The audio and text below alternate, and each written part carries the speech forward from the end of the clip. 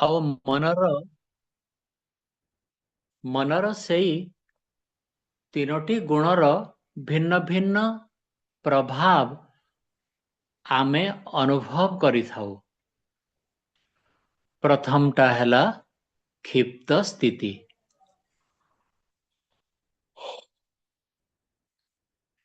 କ୍ଷିପ୍ତ ସ୍ଥିତିରେ ସେଟା ମନଟା ରଜ ଦ୍ୱାରା ପ୍ରଭାବ ହେଇଥାଏ।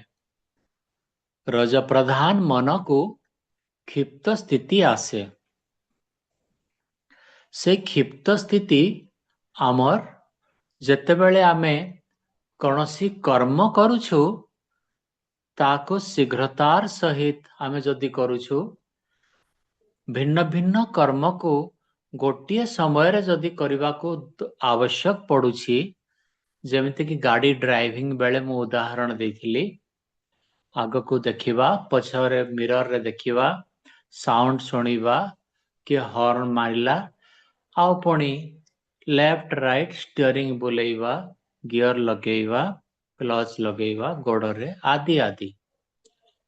ଏଇ ସବୁ ଯାକ କାମ କ୍ଷିପ୍ରତାର ସହିତ ଆମକୁ କରିବାକୁ ପଡୁଛି, ଆଉ ସେହି ସ୍ଥିତିକୁ ଆମେ କ୍ଷିପ୍ତ ସ୍ଥିତି କହିବା। ସେଟା ରଜ ପ୍ରଧାନ ସ୍ଥିତି ମନର। ଆଉ ଗୋଟିଏ ହେଲା ତମ ପ୍ରଧାନ ସ୍ଥିତି। ତମ ପ୍ରଧାନ ସ୍ଥିତି ବିନା ଆମକୁ ନିଦ ଲାଗିବ ନାହିଁ। ଆମେ ଯୋଉ ବିଶ୍ରାମ ନଉ, ସେଇ ବିଶ୍ରାମଟା ତମସର କାରଣରୁ ସେଇଟା ହୁଏ। ତ ଏଇ ଦିଟା ରଜ ପ୍ରଧାନ ସ୍ଥିତି ଆଉ ତମ ପ୍ରଧାନ ସ୍ଥିତି, ଏଇ ଦିଟା ଯାକ ବି ଆବଶ୍ୟକର। ଆଉ ଗୋଟିଏ ହେଲା ଅଳ୍ପ ରଜ ପ୍ରଧାନ ଓ ଅଳ୍ପ ସତ୍ଵ ପ୍ରଧାନ। ଏଇଟା ଟିକେ ଉଚ୍ଚସ୍ତରୀୟ ସ୍ଥିତି। ଏଇଥିରେ ଆମେ ଧର୍ମାଚରଣ କରୁ।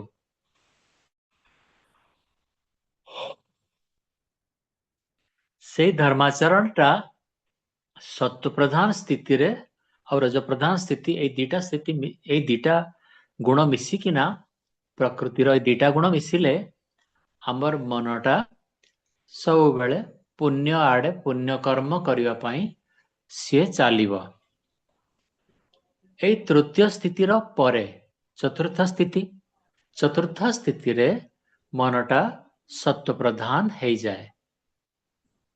ସତ୍ଵ ପ୍ରଧାନଟା ପ୍ରକାଶଶୀଳ, ମାନେ ସିଏ ବସ୍ତୁର ତତ୍ଵକୁ ଠିକ ଠିକ ଦେଖେଇ ପାରେ।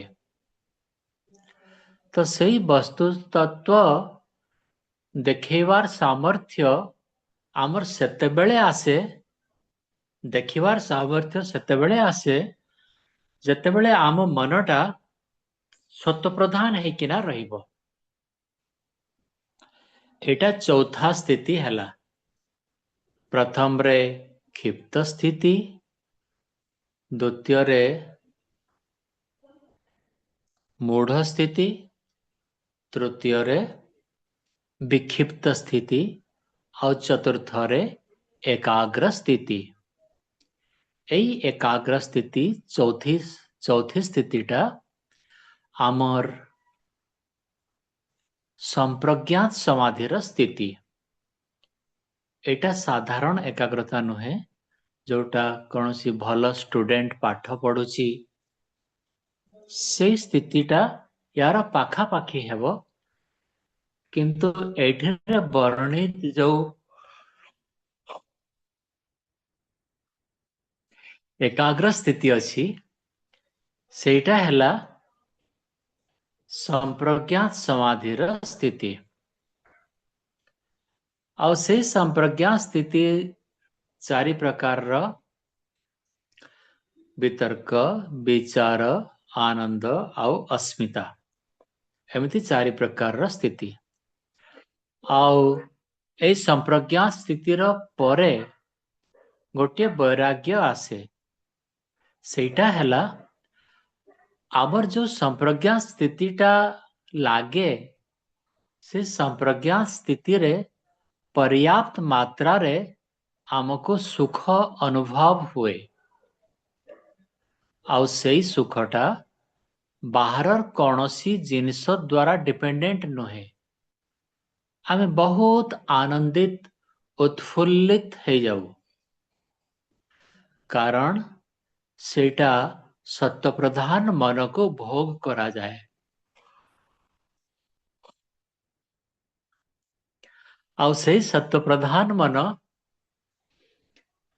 सब बेले आनंददायक होता है सत्वटा सुखकारी रज प्रधान मन दुखकारी आउ तम प्रधान मन मूढ़कारी एमती हिसाब रे मूढ़ बा मोह हाँ एमती हिसाब रे मोह तापरे रज प्रधान रे दुख क्रियाशील है दुख पाइबा आउ ता परे जाई सत्य प्रधान अछि तो सबु गोटे सतर्कतार विषय एठी रहिला कि आमर मनटा तम प्रधान अछि जदि तम प्रधान अछि ताको प्रथम रे रज प्रधान करिवाकू पड़िबो कर्ममय करिवाकू पड़िबो कर्ममय हुए बिना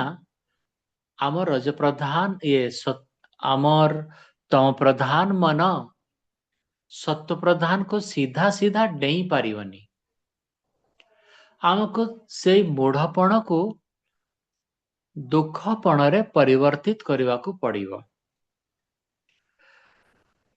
बा तम प्रधान मन को रज प्रधान करि दिया हैला जेमिति कि मृदुंग बजेइबाटा जोर जोर से नाचिबाटा गिन्नी बजेइबाटा जोर जोर से चिल्लई चिल्लई हरे कृष्ण नाम नेबाटा एई सब कौन क्रिया एई सबुथिरे आमे क्रियाशील है रज प्रधान है जाऊ प्रथम रे नहेले निद लागिला भली लागिबो आ निद लागिला भली जदि लागुछि सेटा आमर समाधि स्थिति को बा सत्य प्रधान स्थिति को केबे भी नहीं पारिबनी तो सत्य प्रधान स्थिति रे आमर संप्रज्ञात समाधि लागे और संप्रज्ञात समाधि परे पुणी पर वैराग्य हब पर वैराग्य रे कथा कौन कि से जो संप्रज्ञात समाधि स्थिति रे जो आमर सुख भोग चालिला सेटा सत्य प्रधान सुख हेथिवारु साधक जेतेबेले संप्रज्ञात समाधि रु निम्न स्तर को आसिला सेतेबेले सेई सुखटा आउ ताकू अनुभव हबनी तो साधक बहुत दिन एई आनंद को अनुभव करि सारिला परे सिए अनुमान कला कि से जो संप्रज्ञात समाधिर सुख सेटा भी नष्ट होउछि ओ सिए पतित होउछि और पुणी संसार दुख ताकू गोड़ौछि एटा जदि तार अनुभव हेगला एटा गोटे उच्च वैराग्य सिए मनर सुख को भी सुख हिसाब रे ग्रहण कलानी कहीं से सुख साथी रे सेटा नित्य न हेलानी बोली जेतेबेले पर्यंत संप्रज्ञा समाधि रे बसिला सेतेबेले पर्यंत सी सत्व सुख को अनुभव कला जेमिति संगे संगे सी संप्रज्ञा समाधि तल को ओल्लै गला सी पुणी संसार दुख सागर रे बुड़ी गला ए स्थिति सी आउ चाहिबनी साधक पुणी परमात्मा को प्रार्थना कला कि हे परमात्मा मते एई सुख दरकार नहीं मते केवल आउ केवल आपणकर आश्रय ही आवश्यक अछि आपण दया करी दर्शन दियंतु अन्य कौनसी जिनिस मोर आवश्यक नाही। एई संप्रज्ञात समाधिर पूर्वरु तो सीए अपरिग्रहर पालन करी सारिथिला। माने ताकू कौनसी सांसारिक जिनिस आवश्यक नाही। सेई अनावश्यक स्थिति जो स्थिति रे सीए वस्तु को गौण भाविदेला सेई स्थिति तार आगरू आसी सारिछि। किंतु मन भितरे थिबा सत्व को सीए जेतेबेले एकाग्र करी उपभोग करी सुखी होउछि सेई सुख को भी सीए आउ चाहुनी, कारण सेई सुख नित्य नुहे। तो एबे साधकर पाखरे अन्य आउ उपाय नाही। एइटा उपाय प्रत्ययर गोटे उच्च स्थिति। उपाय प्रत्ययर अर्थ हैला असंप्रज्ञात समाधि पाइबार गोटे रास्ता। से रास्ता रे सूत्रकार कहउछति उपाय प्रत्ययर श्रद्धा, वीर्य, श्रुति, समाधि, प्रज्ञापूर्वक इतरेषाम। एई जो पांचटी कुहा हैला सेथिरे श्रद्धाटा आमर माँ भली आमको सी सब विपदरु रक्षा करी दिए। माँ जेमिति ता छुआ जो विपद रे भी पड़िले आग सी डेईकिना ताकू रक्षा करिवो, तापरे सी जहा किसी करि पारे। निजर जीवन को भी सी भ्रूक्षेप करेनी। माँ छुआ को रक्षा करिवो ही करिवो। ठीक सेमिति ए श्रद्धा माँ भली जेमिति कि कौनसी विषय प्रति कौनसी धर्म प्रति आमे जेतले श्रद्धा रखू से धर्म विषयक समस्त ज्ञान को आमे आहरण करिया पाई चेष्टित रहू। आउ सेही धर्म विषयक ज्ञान आमर कर्तव्य कर्म को निरूपित करी दिए, निरूपण करी दिए कि तुमे एइटा करिवो आउ सेइटा करिवो नाही। एई जो करणीय आउ अकरणीय एई दीटा श्रद्धा जदि अछि ताहले जाई आपण ताकू करंती आउ अन्यटा को करंती नाही। तो कुहा हैला कि श्रद्धा माँ भली। तापरे द्वितीयटा हैला वीर्यर अर्थ हैला आमर उत्साह। उत्साह आमर बरकरार रहिबा कथा अंत पर्यंत। गोड़ हाथ चलुनी किंतु घुसरी घुसरी सीए भक्त जनक पानी दउछि कौथिरे आमर तुलसी मूलरे। तुलसी माँ को से पानी देला सेटा तार श्रद्धा आउ सेटा तार तपस्या आउ सेथिरे तार उत्साह जना पड़ुछि कि केते उत्साह अछि। 88 वर्ष 90 वर्षर माँ भी से जाइकिना पानी टिकिए देले जाई तापरे जाई किसी खाद्य ग्रहण करुछि। एई परंपरा श्रद्धा परे उत्साह, उत्साह परे अमर उत्साह रहिबा कथा। द्वितीयटा कहूतिली श्रद्धा तापरे उत्साह तापरे तृतीय हैला एई पांचटी जाक साधन आपण माने याको मने रखिबा को पड़िबो कि मोर उत्साह को मो मोटे मरिबा को देबी नाही। अंत पर्यंत जेतेबेले आमर शरीर नष्ट हेबार स्थिति आसीगला सेतेबेले भी आमे उत्साही है मरिबा। ए उत्साहटा ही आमको असंप्रज्ञात समाधि पर्यंत नहीं चलिबा।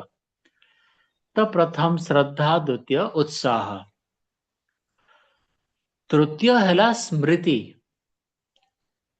आपण जाणीगले कोटा करणीय आ कोटा अकरणीय, ए दीटा विषय आपण मने रखिवा को पड़े। जदि एटा मने रहेनी ताहले आपणकर घोर असुविधा हो जाए। एटा सांख्य दर्शन रे गोटे सूत्र आसे, मु कहानीटा आपण मानको कहि सारी छी, मने अछि कि नहीं के जाने, आउ थरे कहि दउछि। श्रुति विषय रे, श्रुति नथिले आपण समाधि को पाई पारिबेनी। तो सांख्य दर्शन रे कहा हैला कि राजकुमारी को तार बापा राजा बाहा करई देले। बाहा करई देला परे सिए राजा जनक कहिले ज्वाई को कि राजकुमारी पानी प्रिय, सिए पानी देखिले रही पारेनी, पानी भीतर को पसी जाए। राजकुमार ये से ज्वाई जनक कहिले ठीक अछि, मु तो जंगल रे रहे, किंतु मु केबे भी राजकुमारी को पानी भीतर को नेबी नाही। मु सबु बेले तांको पाखरे रखिबी, जेमिति से पानी भीतर को पसिबेनी तार उपाय मु करिबी। तापरे दिने जंगल रे बुलु बुलु शोष हैला, दी जण जाको शोष होछि। राजकुमारी आउ तांकर पतिदेव, तृषार्थ पतिदेव देखिले गोटे जलाशय अछि। तापरे से जलाशय को सिए गले आउ आंजळाए पानी पीले। से आंजळे दी आंजळ पानी पी पछको देखुछंती कि राजकुमारी अछंती कि नाही। से देखिले राजकुमारी आउ पछरे नाहंती। से तांको साइड करिकिना जलाशय भितर को पसी जाइछंती, आउ सेठी बेसी पानी थिवारु तांकर अंत हेई जाइछि। एबे निजे तृषार्थ थिवारु तांकर भूल हैला। श्रुति सेते समय पर्यंत नष्ट हो गला।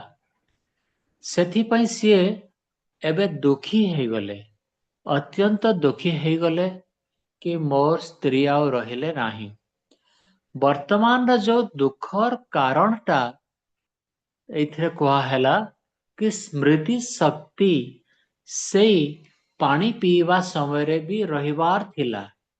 पानी पी जीवा पूर्वरु तांकर हाथ को धरी करी से पानी पीवार थिला।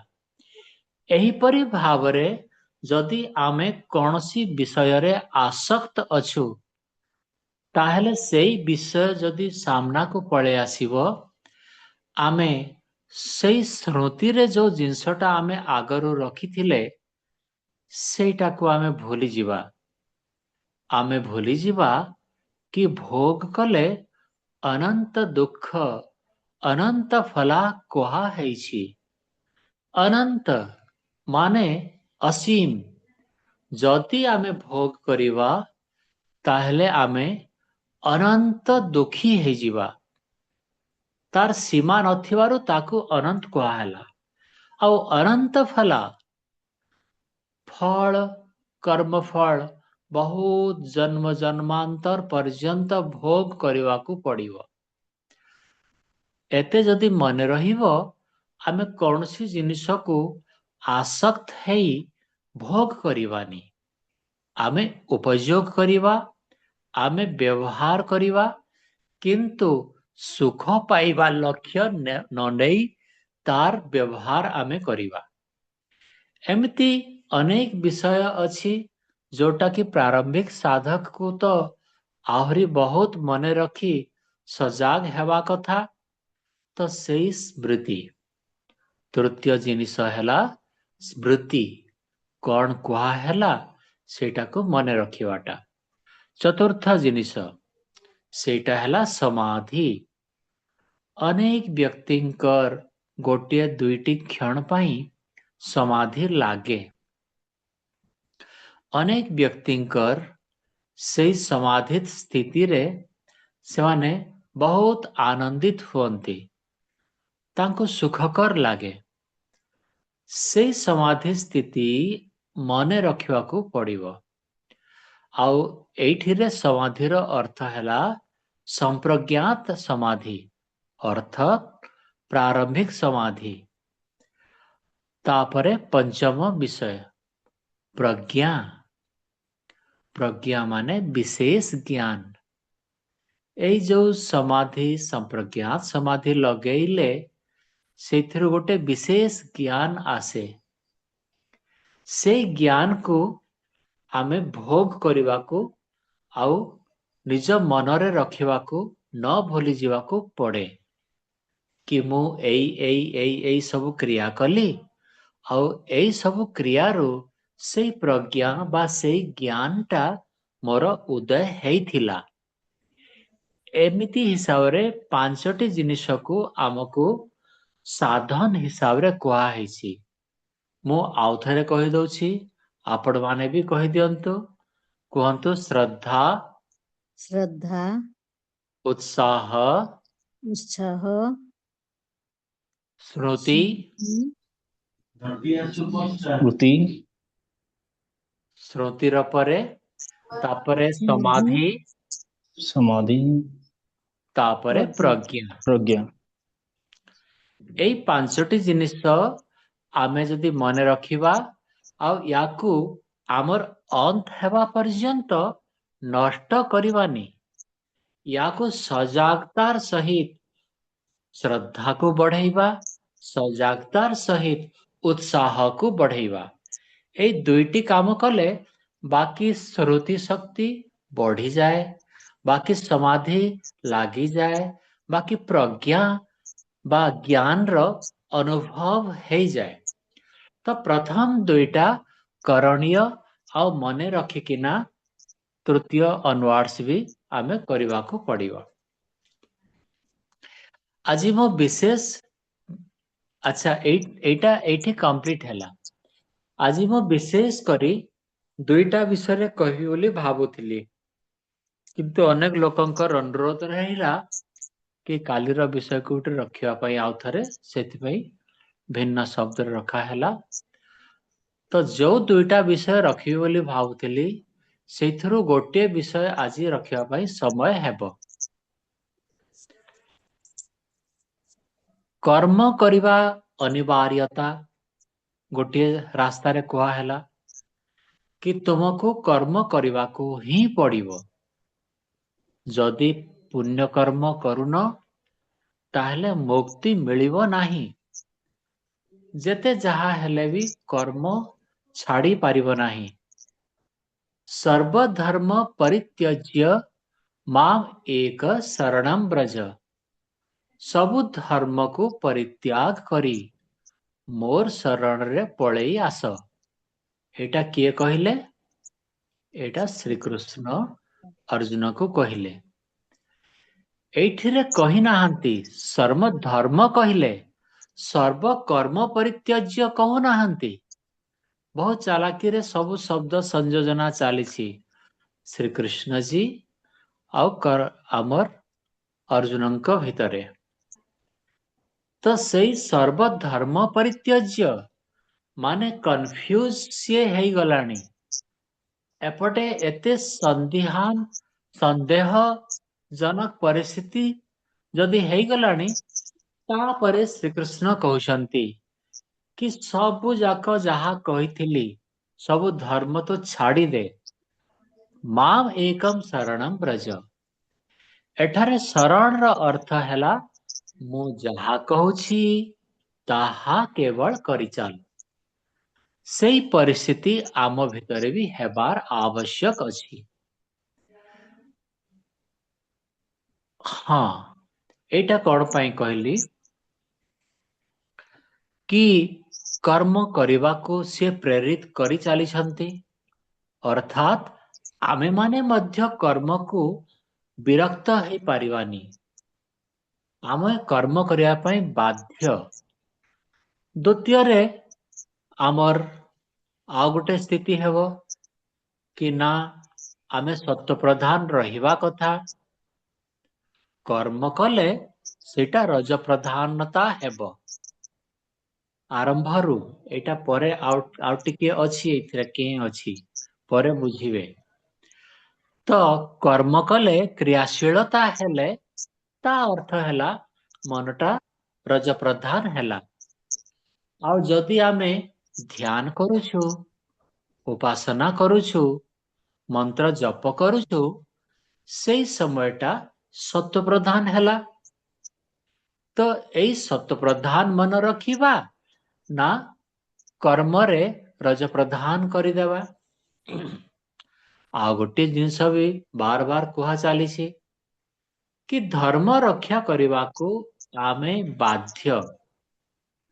जदि सेथिरे कौनसी अन्याय होछि सेई अन्यायर विरुद्धाचरण आमे करिबा ही सेई कर्म आमकू करिया पई बाध्य बाणी द्वारा ब्राह्मण करिवो बल द्वारा क्षत्रिय अन्याय को बंद करिवो टंका द्वारा वैश्य भी अन्याय को बंद करिवो अन्याय को पछ करिदेबार अधिकार केवल शूद्रर अछि ଆଉ केही भी अन्याय को पछ करि पारिबे नाही ताहेले एबे कथा आसिला दी जण लढेई करूछंती आउ जणे व्यक्ति देखुछि सिए कौन करिवो सिए जदि एमती परिस्थिति गोटे आसिला सिए जदि पाखकू जाउछि ताको भी माड़ पड़िवो सिए जदि बुझौछि ताको अपमान सहिबाकू पड़िवो आउ सिए जदि बेसी इंटरवेन कला तार बहुत शारीरिक हानि भी हे जाई पारे एई परिस्थिति गुडा करे तीनोटी स्थिति मु आपण मानको जणैली एई तीनोटी स्थितिरु कोउटा से ग्रहण करिवो को परिस्थिति को से स्वीकार करी सेई अन्याय को बंद करिया पई चेष्टा करिवो से माड़ खाइबा पई राजी अछि से अपमान सहिया पई राजी अछि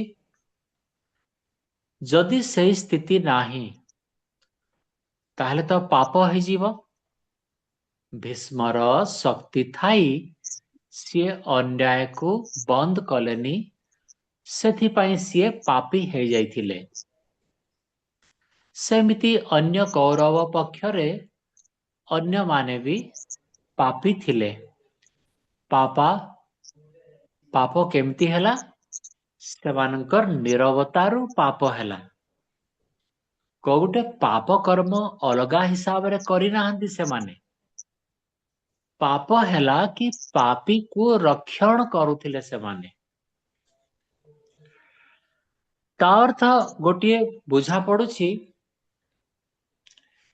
कि आमर केते दूर आमे इंटरवेन करिवा केते दूर आमे ए समाज रो जो कलुषित विषय रे आमे मुंड खेलेइबा से सीमाटा केते दूर जेते परे आमको आउ पाप लागिबनी सेटा करिबा सेते सीमा पर्यंत आमको करिया पई बाध्य काहेकि ना रहले पाप हे जीवो तो सेई सीमाटा आजी आपण माने टिके चिंतन करिवे सेई सीमाटा हैला आपणकर संतोष जेते पर्यंत व्याघात हेबो नाही सेते पर्यंत आपण दायी अटंती सेते पर्यंत आपण अन्याय को विरोध करिवा को पड़िबो अन्य उपाय नाही एबे आम उपरे रहिला कि केते मो कष्ट सहन संतोष रे करिवी कष्ट सहन करिवी मानसिक अपमान भी और शारीरिक कष्ट भी दीटा जाक मु सहन करिवी किंतु केते कष्ट सहन कले मु संतोष भावरे अचिंता घर को आसी सोई पारिवी अपमान अधिक हे गले आपण सोई पारंतिनी। जदि देह मुंड बेसी खंडिया है गला आपण हुए तो असंतोष है जिवे। तो एई शरीर आउ एई बुद्धि मन को मु केते प्रयोग करिवि सेई सीमाटा हैला सेते पर्यंत प्रयोग करंतु जेते पर्यंत आपण सहन करि परिबे संतोष मनरे सहन करि परिबे अपमान को आउ शारीरिक पीड़ा को एटा गोटे सीमा या उपरे आपण माने टिके आज चिंता करंतु और सेई हिसाब रे निजे समाज रे प्रतिक्रिया करी चालंतु जोठी कहिदेले कथाटे किछि अन्याय दबी जाउछि कुहंतु जदि कहिदेले कथाटे सी आपनकु हत्या करिदेव आउ आपण संतोष हिसाब रे सही पारिबे करंतु जदि आपणकर सेमिति दृढ़ता नाही आउ आपण अनुमान करूछंती कि नाई मु आज रात्रि सोई पारिबिनी भय रे ताले आपण करंतु नाही आपणकर संतोष रहिबा दरकार कि अन्याय आउ न्याय भितरे आपण कुदिबा दरकार केते दूर कुदिबे सेटा आपणको उपरे निर्भर रहिबो ही रहिबो सेटा सीमाटा हैला संतोष केते कले आपण संतोष रे सोई पारिबे सेटा ही आपण करंतु सेटा ही गोटे सीमा एबे आमे शांति पाठ करि देबा ओ शांति शांति शांति सर्वेभ्यो नमः समस्तंको सादर नमस्ते।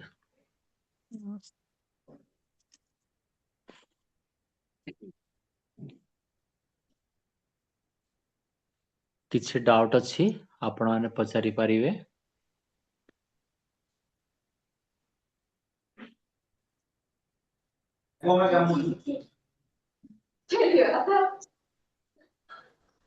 कुहंतु